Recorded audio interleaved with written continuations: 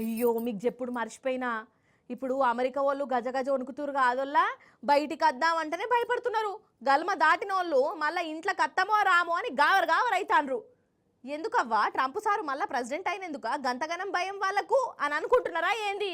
అది కాదోల్లా, ఓ దిక్కు Trump sir తుఫాన్ నడుస్తుందా, ఇంకో దిక్కు మంచు తుఫాను మందిని ముంచుతున్నది. అగో చూడురి.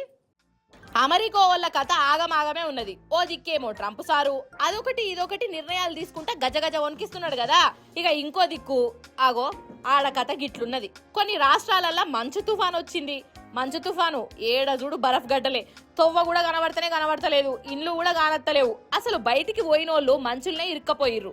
కొందరు పానాలు కూడా పోయినాయంట. అగ చూడు పాపము ఇంట్లో మనిషి కూడా ఇరుక్కపోయిండు. ఎంత ఘోరం చెప్పు.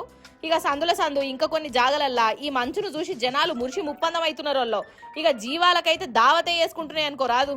అగో గీ ఏనుగు చూడు జూలా ఎట్లా ఆడుకుంటుందో మంచు కురిసే వేళలో అనుకుంటా.